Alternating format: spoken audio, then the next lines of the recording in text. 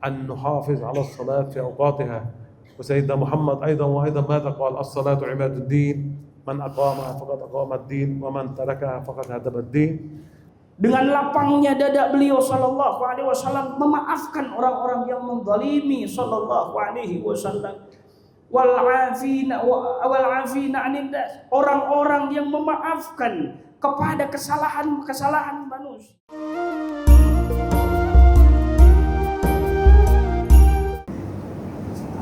Assalamualaikum warahmatullahi wabarakatuh. Waalaikumsalam warahmatullahi wabarakatuh. Alhamdulillah wassalatu wassalamu ala Rasulillah Sayyidina wa Maulana Muhammad sallallahu alaihi wasallam bin Abdillah wa ala alihi wa sahbihi wa mawala. Wala haula wala quwwata illa billah. Amma ba'du. Alhamdulillah, di pagi yang penuh berkah ini kita berkumpul bersama bertatap muka. Bil khusus kita dapat berkumpul bersama tamu kita yang mulia. Nama beliau Maulana Syekh Ahmad Ruhi Ad-Duhaibi Al-Jailani, yang mana asal beliau dari negeri Syam, Libanon, Tripoli Utara. Beliau merupakan cucu yang ke-28 dari Kanjeng Sultan Aulia Sayyidi Syekh Abdul Qadir Al-Jailani Qaddasallahu sirrahul aziz, dan yang ke-40 dari Nabi kita tercinta baginda Maulana Muhammad sallallahu alaihi wasallam, yang mana alhamdulillah datangnya beliau ke Indonesia merupakan isyarat perintah dari kakek beliau Syekh Abdul Qadir Al-Jailani Qaddasallahu sirrahul aziz, yang mengisyaratkan tentang satu negeri, satu daerah, satu tempat di mana Islam bertumbuh berkembang secara pesat dan sempurna.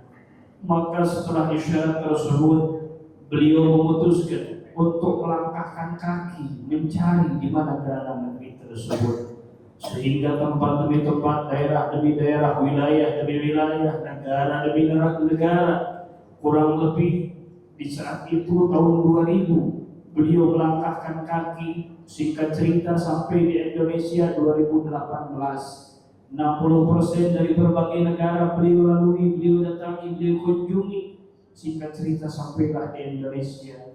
Dan ketika sampai beliau di Indonesia, beliau menyaksikan secara langsung dengan mata kepala beliau umat Islam yang ada di Indonesia. Dan mulai saat itulah beliau teringat ternyata yang diisyaratkan oleh kakek beliau Syekh Abdul Qadir adalah negara kita tercinta, negara Republik Indonesia. Sehingga mulai saat itulah beliau jatuh cinta terhadap Indonesia dan tidak berangkat kepada satu negara terkecuali kepada negara Republik Indonesia. Bahkan saking cintanya beliau terhadap Indonesia, sampai-sampai beliau bercita-cita, berkeinginan, andai kata Allah Ta'ala menakdirkan beliau ingin mati dan dimakamkan di negeri Indonesia. Semoga dengan hadirnya beliau di tengah-tengah kita, perkumpulan kita menjadi sebab tambahnya rahmat dan barakah dari Allah Ta'ala. Amin. Ya Allah, ya Rabbal. Dan yang mau mengikuti daripada perkembangan dakwah beliau bisa mengikuti melalui akun Instagram beliau yang namanya Ahmad Ruhi. Bisa diikuti, di follow untuk mengikuti daripada perkembangan dakwah beliau di negara tercinta, negara Republik Indonesia. Selebihnya waktu, tempat, kehormatan kita persilahkan kepada beliau. Fa'alaihi falyatafaddal mashkur. Shallallahu ala Nabi Muhammad. Assalamualaikum warahmatullahi wabarakatuh.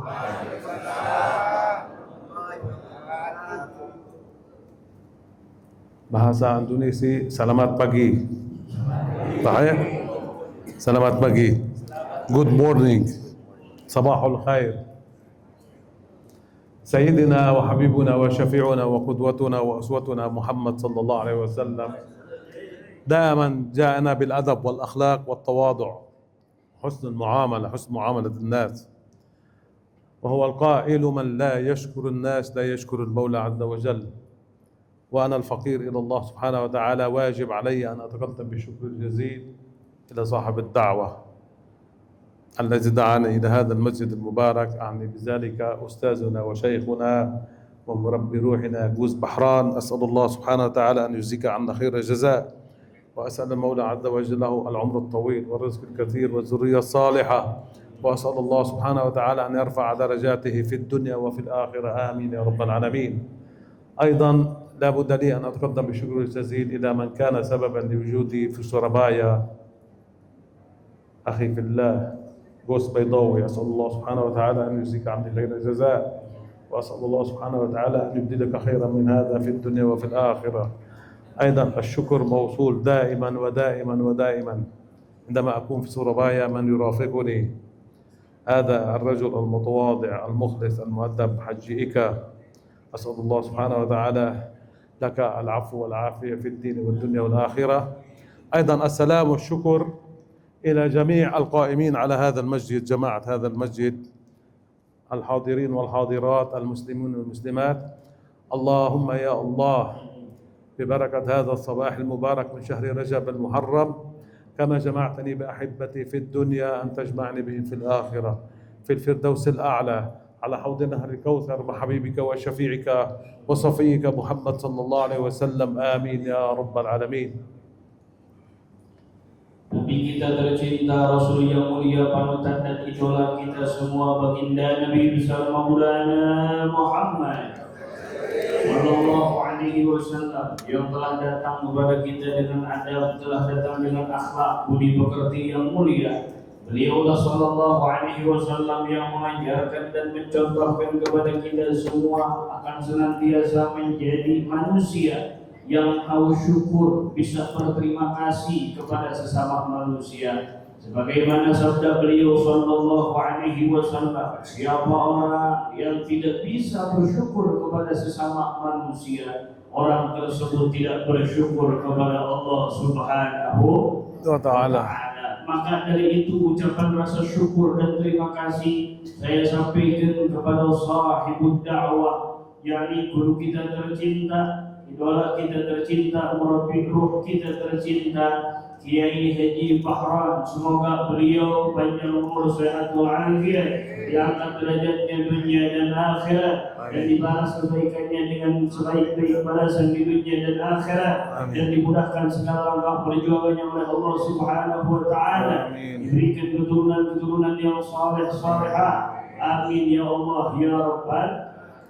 Dan tentunya juga rasa syukur dan terima kasih saya sampaikan kepada saudara saya karena Allah Subhanahu wa Ta'ala, yaitu Kiai Haji Baidawi. Beliaulah yang menjadi sebab adanya saya di Surabaya dan sekitarnya, bahkan menemani daripada perjalanan safari dakwah saya. Semoga kita doakan kebaikan beliau dibalas sebaik-baik balasan oleh Allah Ta'ala, dibalas di dunia dan di akhirat, amin ya Allah ya Rabbal Alamin. Tentunya juga rasa syukur dan terima kasih saya selalu sampaikan kepada orang yang penuh dengan keikhlasan, yang budi pekertinya penuh dengan adab, yang selalu menemani saya ketika ada di Jawa Timur, yaitu Cak Eka yang duduk dekat pihak. Semoga beliau panjang umur, sehat walafiat, dimudahkan segala urusannya dunia dan akhirat, diangkat derajatnya dunia dan akhirat, amin ya Allah ya Rabbal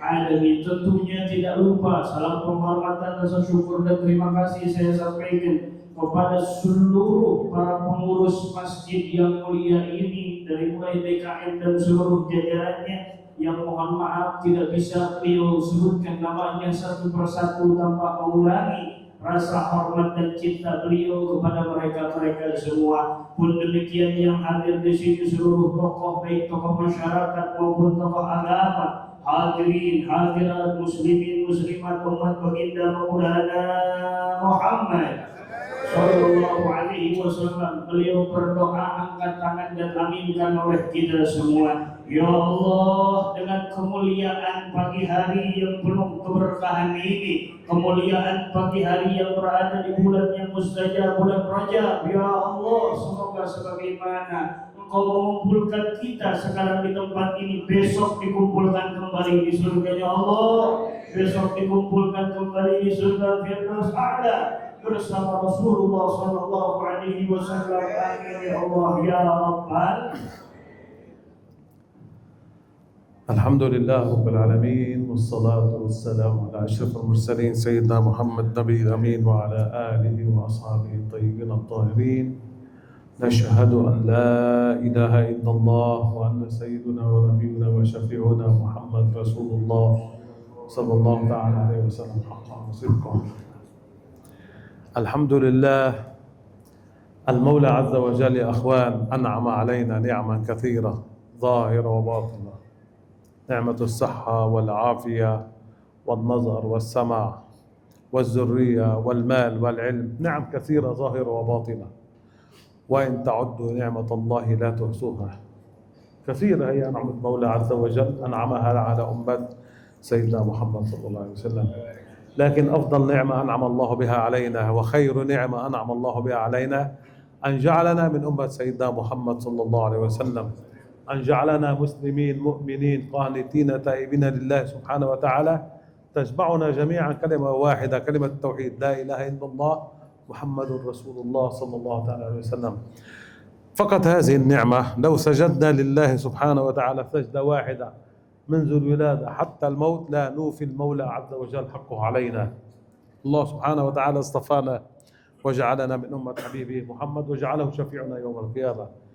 لذلك نحن كمسلمين كمؤمنين كأمة سيدنا محمد صلى الله عليه وسلم واجب علينا أن نشكر الله سبحانه وتعالى على هذه النعمة، أن نعبد الله حق عبادته، أن نتبع ما جاء به سيدنا محمد صلى الله عليه وسلم سواء في القرآن الكريم أو السنة التي جاءت بها سيدنا محمد صلى الله عليه وسلم. المولى عز وجل يا أخوان أخبرنا في القرآن الكريم لقد كان لكم في رسول الله أسوة حسنة. لمن هذه الأسوة؟ لمن كان يرجو الله واليوم الآخر وذكر الله كثيرا. فإذا من أراد النجاة يوم القيامة، من أراد رضا الله سبحانه وتعالى يوم القيامة، من أراد أن يملأ المولى عز وجل قلبه بذكر الله، عليه أن يتبع حرفيا ما جاء به سيدنا محمد صلى الله عليه وسلم حتى يكون له ذلك شفاعة ونجاة يوم القيامة. يعني المعادلة بسيطة وسهلة. والحمد لله جميع الحاضرين والحاضرات في هذا المسجد المبارك هم من محبي سيدنا محمد صلى الله عليه وسلم وممن ساروا على ما أمرهم به سيدنا محمد صلى الله عليه وسلم. والدليل على ذلك صلاة الصبح صلاة الفجر حاضر في هذا المسجد المبارك. هذا خير ما نتبع به سيدنا محمد صلى الله عليه وسلم.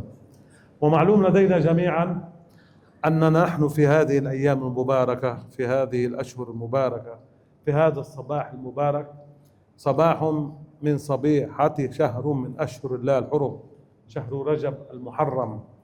الله سبحانه وتعالى أخبرنا عن هذه الأيام، عن هذه الساعات، عن هذه الدقائق، عن هذه اللحظات في القرآن الكريم.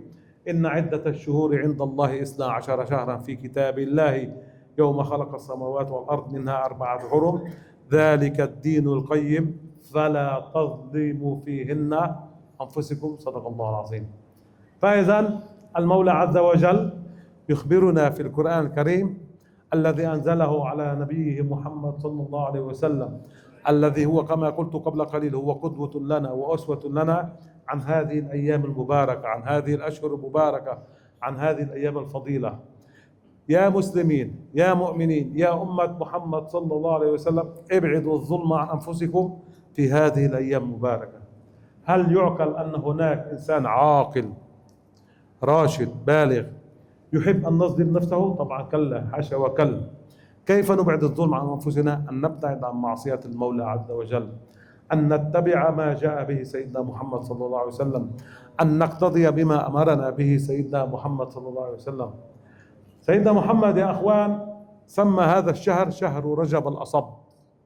لماذا؟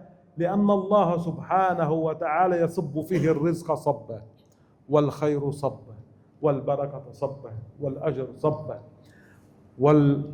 عندما تتقرب إلى الله سبحانه وتعالى وتعبد الله أجرك مضاعف، لكن حذاره كما الأجر مضاعف أيضا المعصية مضاعفة.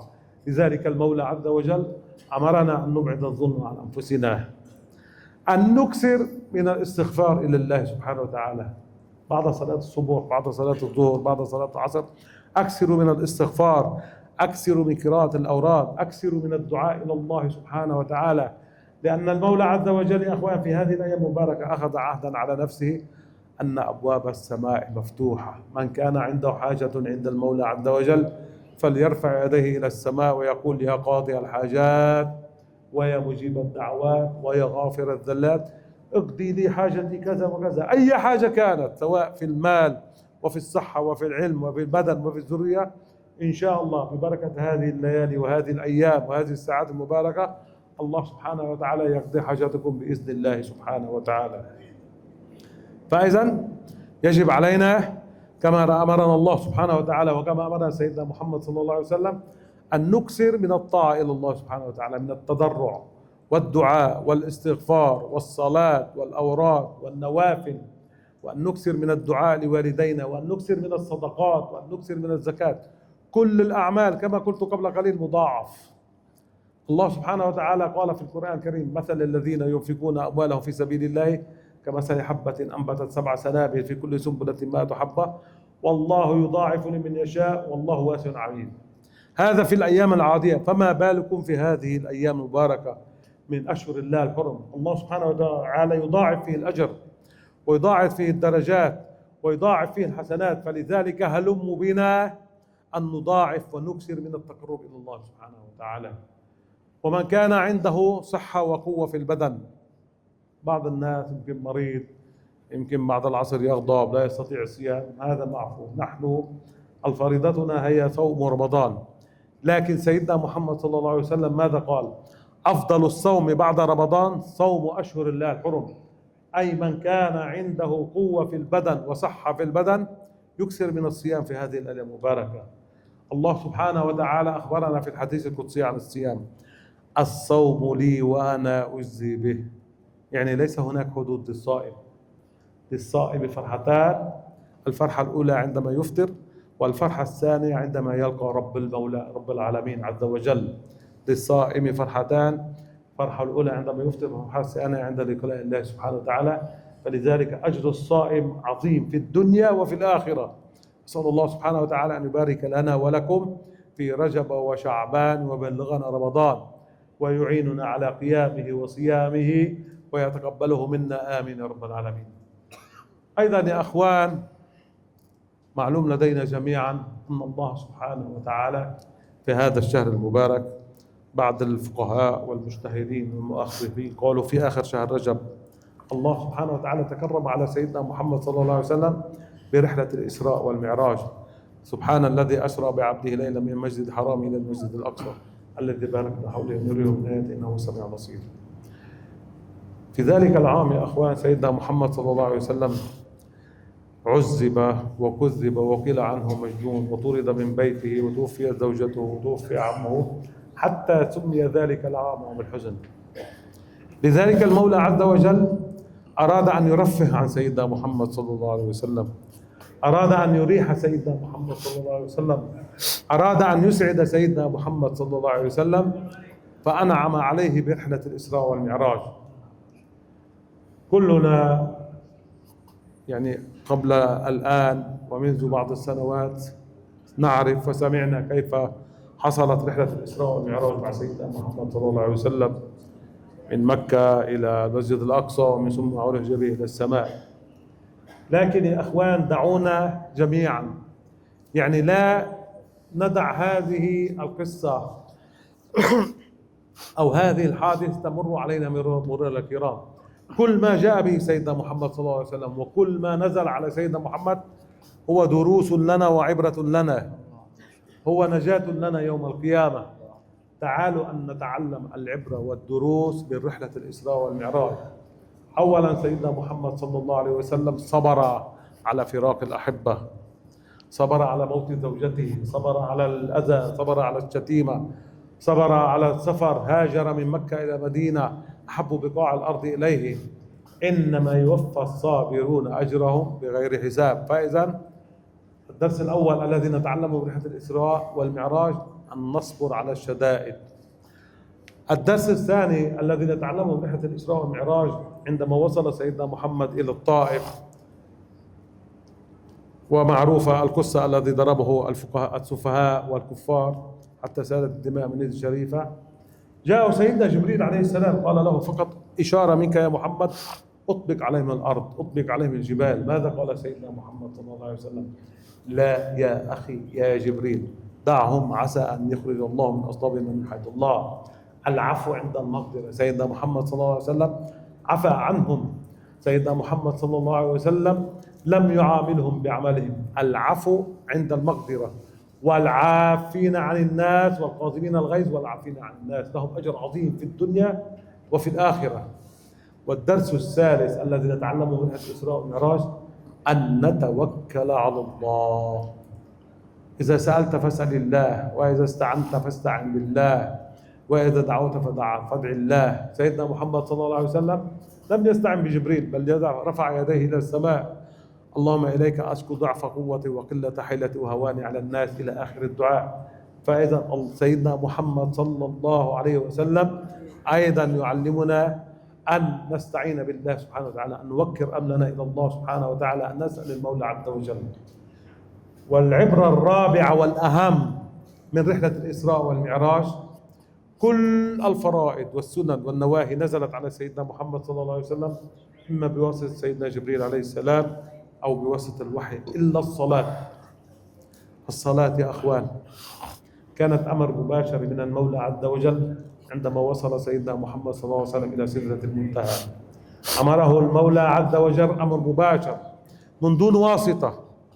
فإذا الصلاة يا سيدنا يا أخوان هي كانت أمر مباشر من المولى عز وجل إلى سيدنا محمد صلى الله عليه وسلم. فلذلك يجب علينا أن نحافظ على الصلوات في أوقاتها. إن الصلاة كانت على المؤمنين كتابا موقوتا، يعني لا تدع أي شيء يلهيك عن الصلاة، أي شيء مهما على شأنه، سواء عمل أو مال أو علم أو لا تدع أي شيء يلهيك عن الصلاة. إن الصلاة كانت على المؤمنين كتابا موقوتا. وسيدنا محمد صلى الله عليه وسلم ماذا قال؟ أول ما يسأل عنه العبد يوم القيامة الصلاة، لا تسأل عن الزكاة ولا الصدقة ولا الصلاة. فمن حسنت صلاته حسن عمله، ومن فسدت صلاته فسد عمله، والعياذ بالله سبحانه وتعالى. فإذا يجب علينا أن نحافظ على الصلاة في أوقاتها. وسيدنا محمد أيضا ماذا قال؟ الصلاة عماد الدين، من أقامها فقد أقام الدين، ومن تركها فقد هدم الدين. لذلك بارك الله بكم أنتم في هذا الصباح المبارك حضرتم إلى هذا المسجد المبارك اقتداء واتباعا وتعلما من سيدنا محمد صلى الله عليه وسلم. وهناك بعض الناس من يتوانى عن الصلاة، يعني وخصوصا صلاة الفجر. يقول بعدين عندما أستيقظ، يأتي الشيطان عليه ويقول له نوم الآن، بعدين عندما تستيقظ تصلي الفجر، أو عنده بزنس أو عنده اجتماع يؤخر الظهر إلى العصر والعصر إلى المغرب والمغرب إلى العشاء، يعني يصلي الفرائض قضاء. هنا يسقط الفرض، فريضة تسقط عنه. لكن هناك وعيد من الله سبحانه وتعالى في القرآن الكريم: ويل للمصلين الذين هم عن صلاتهم ساهون. هذا الويل هو وادي في جهنم والعياذ بالله، ليس لتارك الصلاة. تارك الصلاة إن شاء مات يهوديا أو إن شاء مات نصرانيا، يخرج من الملة والعياذ بالله. هذا الويل هو لمن يؤخر الصلاة من وقتها. فلذلك يا أخوان ويا أخوات بارك الله فيكم، هلموا بنا أن نحرص على أداء الصلاة في أوقاتها حتى تكون نجاة لنا في الدنيا وفي الآخرة. نصيحتي الأخيرة إلى الجميع، هذه نصيحة وإجازة بنفس الوقت، إجازة لجميع الحاضرين والحاضرات أن نكثر من الصلاة على الرسول صلى الله عليه وسلم. لماذا؟ السبب الأول أن سيدنا عمر بن الخطاب رضي الله عنه وأرضاه ماذا قال؟ كل الدعاء معلق بين السماء والأرض إلا بالصلاة على الرسول صلى الله عليه وسلم. يعني من أراد أن يستجيب الله دعاءه عليه أن يبدأ دعاءه بالصلاة على الرسول وينهي دعاءه بالصلاة على الرسول صلى الله عليه وسلم. وحبيبكم محمد صلى الله عليه وسلم قال: من صلى علي في كل يوم 10 مرات وجبت له شفاعة يوم القيامة. تريد شفاعة رسول الله، واظب على الصلاة على الرسول صلى الله عليه وسلم.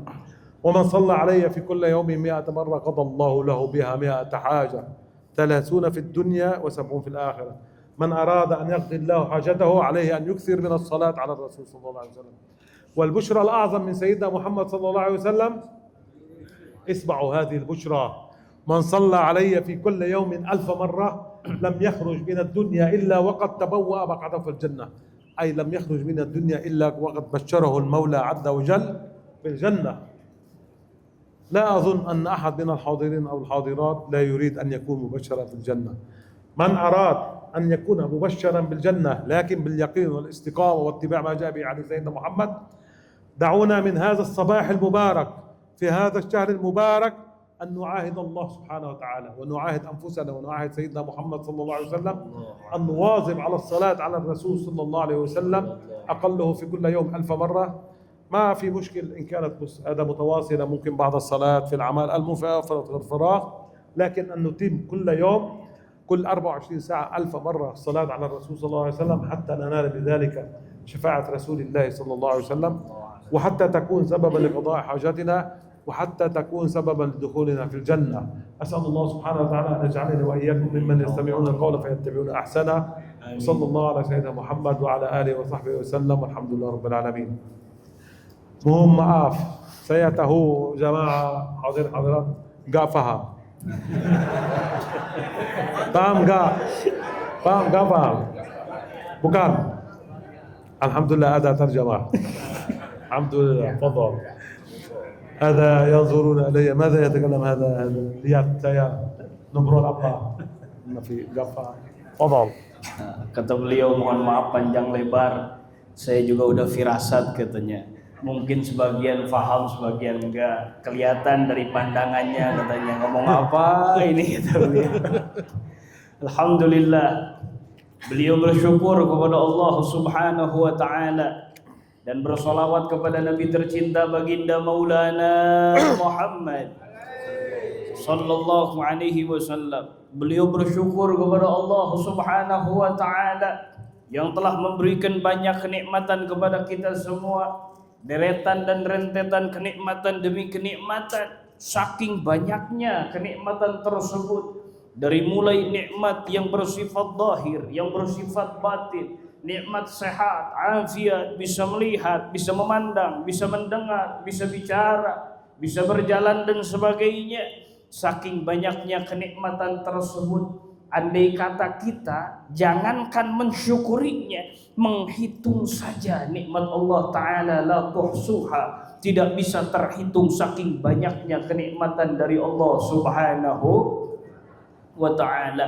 Akan tetapi nikmat yang terbesar, nikmat yang teragung yang Allah anugerahkan kepada kita semua, dijadikannya kita semua muslimin, dijadikannya kita semua mukminin, sehingga dikumpulkan kita di dalam satu kalimah la ilaha illallah Muhammadur Rasulullah. Inilah nikmat terbesar dari Allah Ta'ala, dijadikan kita sebagai umat baginda Nabi besar Maulana Muhammad sallallahu alaihi wasallam. Maka dari itu hendaklah kita seyogianya berterima kasih kepada Allah, bersyukur kepada Allah dengan cara beribadah dengan sebaik-baiknya ibadah, dengan cara menteladani berjalan di jalan kekasihnya, di jalan utusannya baginda Nabi besar Maulana Muhammad sallallahu alaihi wasallam. Sungguh tidak ada jalan keselamatan, jalan kemuliaan yang Allah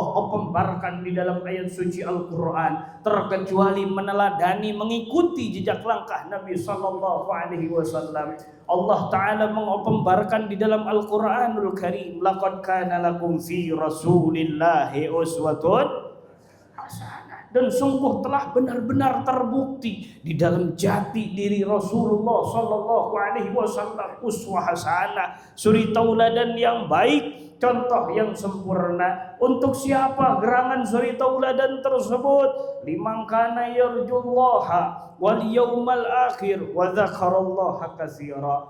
Untuk orang yang mengharapkan ridha Allah, untuk orang yang mengharapkan ingin selamat kelak yaumul qiyamah, untuk orang yang ingin selalu hatinya berzikir berkesinambungan kepada Allah, maka contohnya, uswahnya, qudwahnya adalah Nabi tercinta baginda Maulana Muhammad sallallahu alaihi wasallam, yang mana tentunya kita menginginkan ridho Allah, ingin selamat kelak yaumul qiyamah, sehingga digiring oleh malaikat menuju surganya Allah Ta'ala, ingin selalu hati berkesinambungan dengan Allah, maka jalannya adalah jalan Nabi Muhammad sallallahu alaihi wasallam. Dan saya meyakini yang hadir, kata beliau, yang hadir semuanya di sini adalah orang-orang pecinta Nabi Muhammad sallallahu alaihi wasallam, adalah orang-orang yang berusaha mengikuti jejak langkahnya, jalannya Nabi Muhammad sallallahu alaihi wasallam,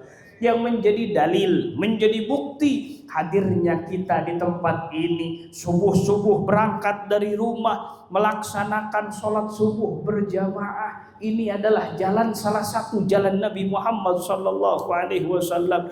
Mungkin sebahagian manusia lalai, sebagian manusia ghaflah, sebagian manusia syaitan datang, kata beliau, kepada orang tersebut dan mengencingi telinganya sehingga subuhnya kesiangan. Maka alangkah besarnya nikmat yang Allah Ta'ala anugerahkan kepada kita, bisa menghadap Allah salat subuh berjamaah. Inilah jalannya baginda Nabi besar Maulana Muhammad sallallahu alaihi wasallam. Dan perlu kita ketahui, sekarang kita berada di pagi yang penuh keberkahan, yang mana hari ini berada di dalam bulan yang dimuliakan oleh Allah Subhanahu wa taala, bulan haram, bulan yang diagungkan oleh Allah Subhanahu wa taala, di mana Allah taala berfirman di dalam ayat suci Al-Qur'anul Karim, inna iddatash syuhuri indallahi 12 syahra fi kitabillahi yawma khalaqas samawati wal ardh minha arba'atun huruf dzalika dinul qayyim fala tazlimu fihinna anfusakum sadaqallahul azim. Kata Allah, sesungguhnya hitungan bulan di sisi kami semuanya ada 12 bulan. Dari 12 tersebut kami muliakan, 4 bulan kami agungkan. Inilah ketetapan Allah yang Allah tetapkan semenjak Allah menciptakan 7 lapis langit dan 7 lapis bumi. Inilah agama yang kokoh, kata Allah Ta'ala. Salah satu dari 4 bulan itu, yaitu bulan yang kita berada di dalamnya adalah bulan Rajab.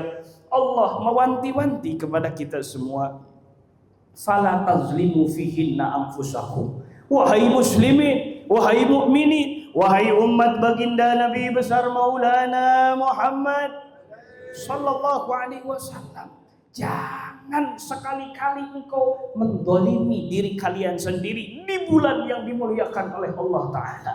Kata beliau, tentunya orang yang berakal, orang yang baligh, tidak mungkin terlintas di dalam pikirannya mendolimi, merugikan diri sendiri. Bagaimana sih yang dimaksud mendolimi diri sendiri itu? Yaitu bermaksiat di bulan yang agung, yaitu bermaksiat di bulan yang mulia. Inilah merugikan diri sendiri, inilah bermaksiat, mendolimi diri sendiri. Karena sesungguhnya bulan-bulan yang agung dan mulia semacam ini, segala amal soleh oleh Allah Ta'ala dilipat gandakan pahalanya. Pun demikian amal soleh dilipat gandakan, bermaksiat pun, dosa pun, dosanya dilipat gandakan oleh Allah Subhanahu wa Ta'ala. Isilah dengan berbagai macam ketaatan, isilah dengan berbagai macam perintah-perintah yang wajib ataupun yang sunnah yang diperintahkan oleh Nabi besar Maulana Muhammad sallallahu alaihi wasallam. Perbanyaklah istighfar di hari-hari semacam ini. Perbanyaklah bertaqarrub, mendekatkan diri kepada Allah dengan berbagai macam ketaatan. Yang mampu puasa, berpuasalah. Yang mampu bersedekah, bersedekahlah. Yang mampu menolong sesama, maka tolonglah sesama. Isilah dengan berbagai macam ketaatan. Yang belum kembali kepada Allah, maka kembalilah kepada Allah. Seluruh taubat akan diterima oleh Allah Subhanahu wa taala. Bahkan Allah berjanji di dalam hadis qudsinya bahwasannya Allah di malam-malam, di hari-hari semacam ini membuka lebar pintu langitnya. Siapapun yang berdoa, bermunajat kepada Allah, maka doanya akan dikabul oleh Allah Subhanahu wa taala. Maka gunakanlah kesempatan semacam ini. Di malam-malam hari angkatlah tangan kita bermunajat, meminta menjerit kepada Allah. Ya qadiyal hajat, wahai zat yang mengijabah segala kebutuhan. Wa ya mujibad da'awat, wahai zat yang mengijabah segala permohonan.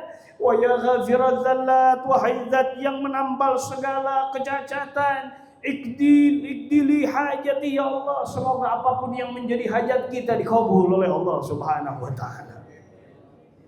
Yang sehat, yang kuat, yang mampu berpuasa, maka berpuasalah karena Allah Subhanahu wa taala. Tapi kata beliau, yang kuat, yang enggak kuat enggak mesti memaksakan.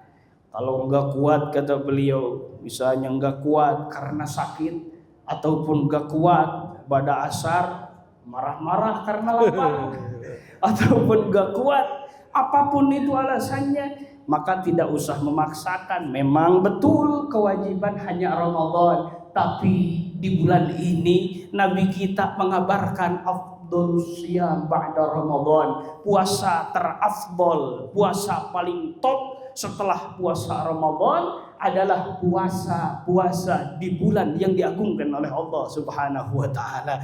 Maka berbahagialah bagi yang kuat berpuasa. Bahkan Nabi kita tercinta baginda Maulana Muhammad sallallahu alaihi wasallam bersabda, lis-shaimi, untuk orang yang puasa itu Allah menganugerahkan dua kebahagiaan. Yang pertama ketika dia berbuka puasa di dunia, dan yang kedua kebahagiaan kelak di akhirat ketika bertemu dengan Allah Subhanahu wa taala.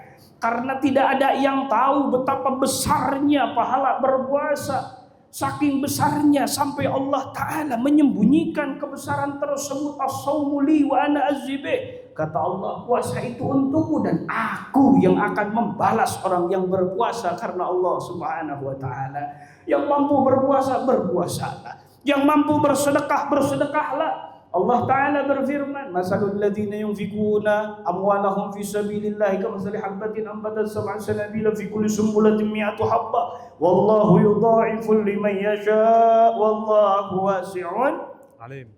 Shadaqallahul azim.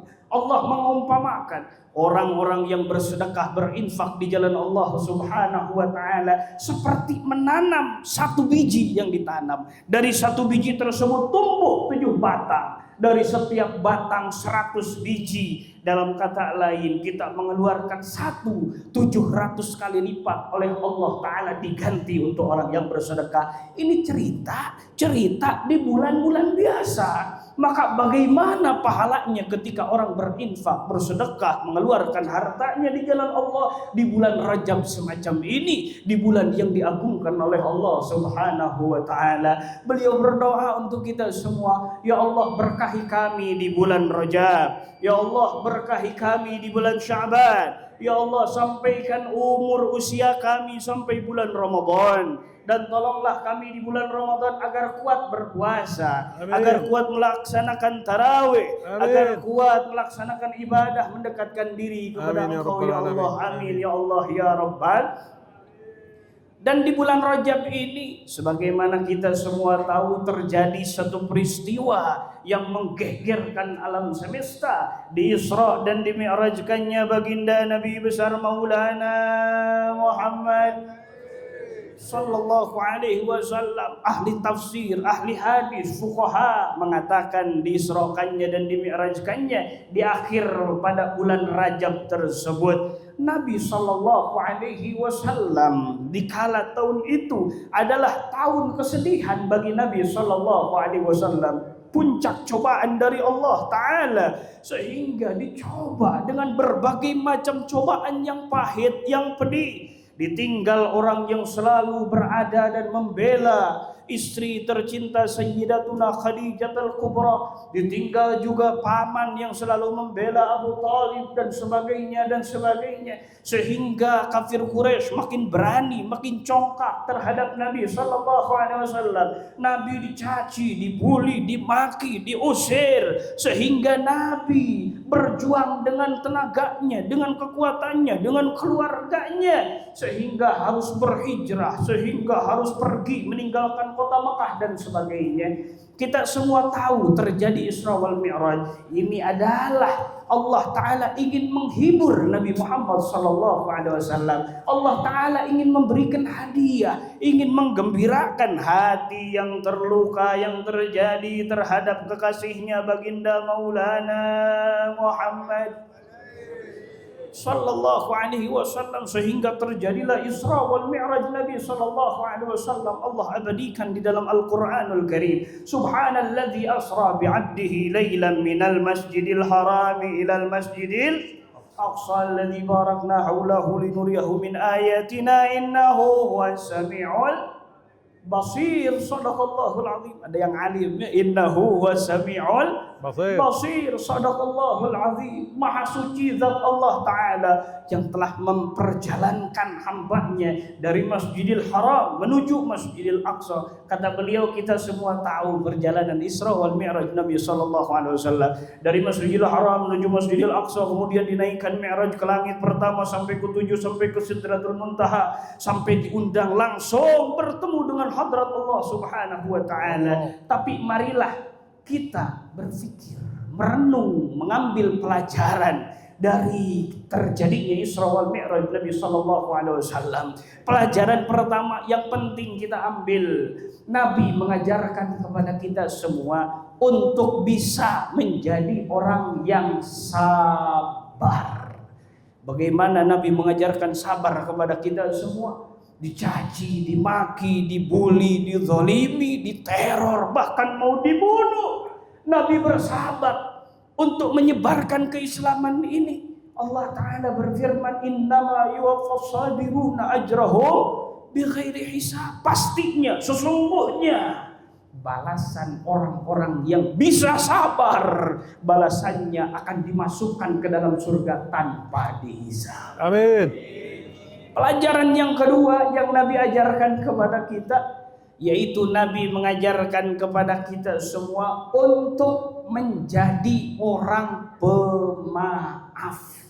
Ketika Nabi dizalimi, dilempari dengan kotoran, dengan batu, berdakwah kepada Taif, Nabi memaafkan kesalahan-kesalahan mereka. Bahkan ditawari oleh Malak Jibril alaihi salatu wassalam, wahai kekasihku Muhammad, andai kata engkau mau mengizinkan, maka malaikat yang menjaga gunung akan menimpahkan gunungnya ke kota Taif, menghancurkan kota Taif, orang yang telah melemparimu dengan batu. Tapi apa jawaban junjunan kita, kekasih baginda Nabi besar Maulana Muhammad sallallahu alaihi wasallam? La ya akhi ya Jibril, enggak usah wahai kekasihku, wahai Jibril, dahum, biarin mereka, biarin. Asa ayyakuna, mudah-mudahan orang-orang Taif ini suatu saat akan diberi hidayah oleh Allah menyembah Allah Subhanahu wa Ta'ala. Dengan lapangnya dada beliau sallallahu alaihi wasallam memaafkan orang-orang yang menzalimi sallallahu alaihi wasallam.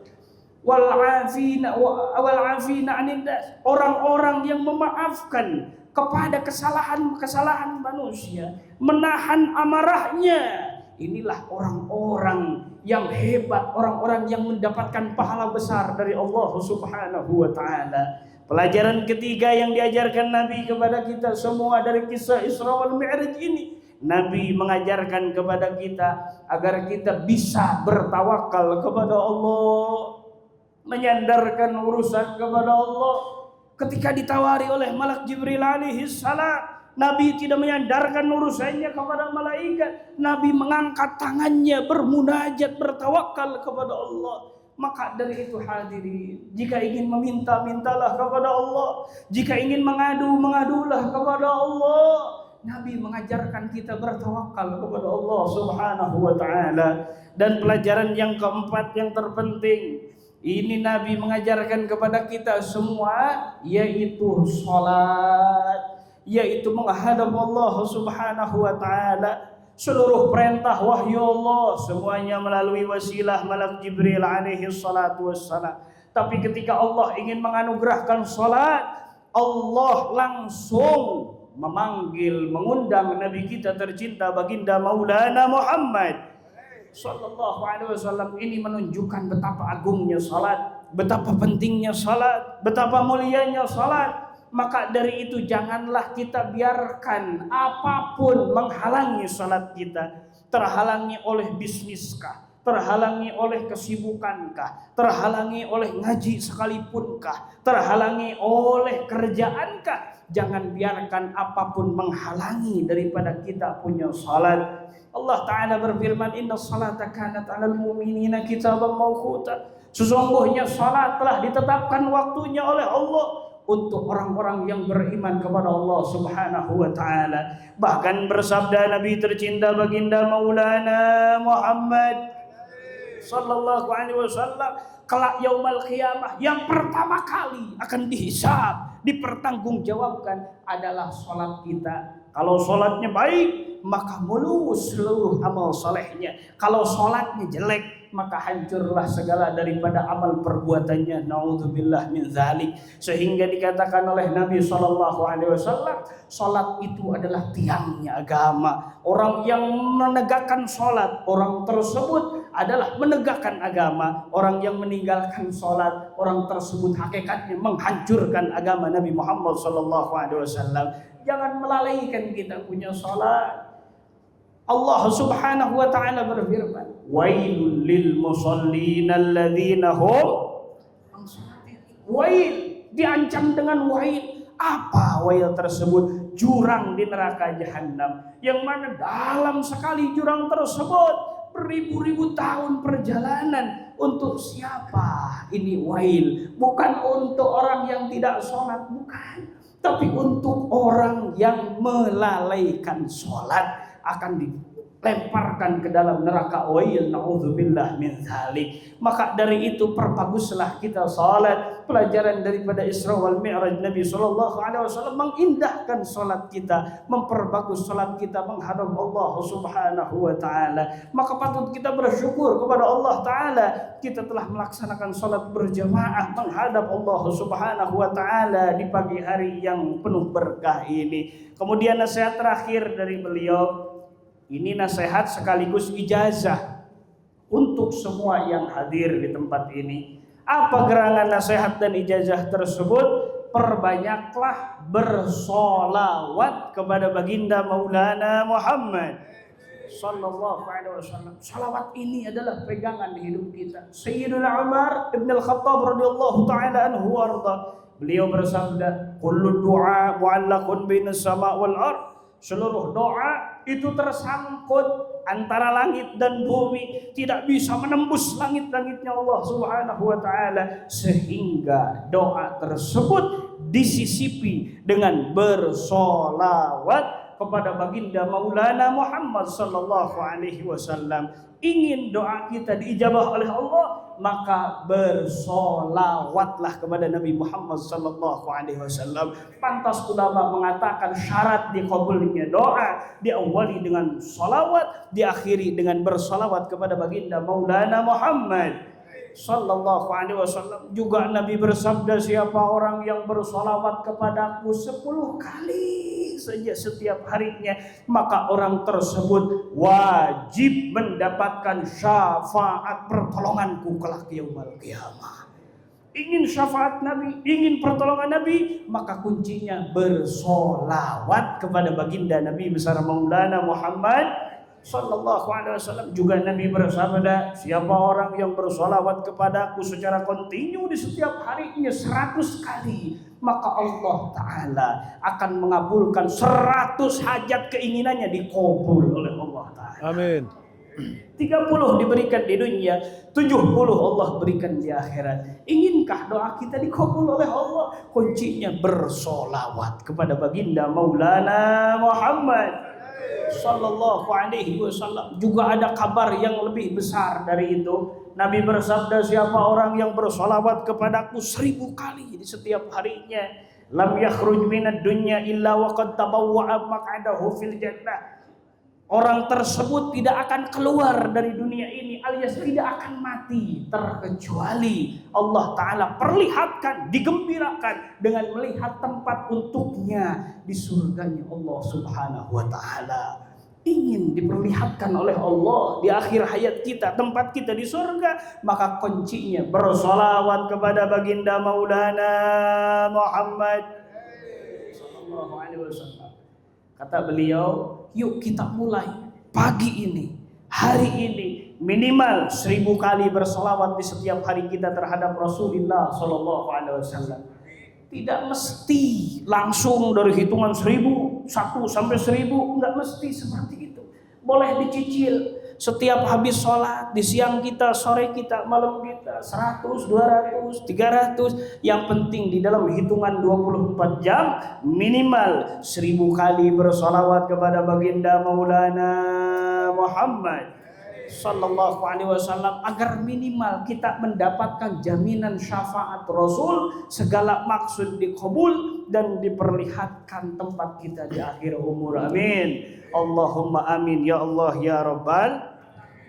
Alhamdulillah Rabbil Alamin, wassalatu wassalamu ala ashrafil mursalin sayyidina Muhammad nabiyil amin wa ala alihi wa sahbihi tayyibin tahirin. Amin ya Allah Rabbal. Allahumma inna nas'aluka bima sa'alaka bihi habibuka nabiyyuka wa syafi'uka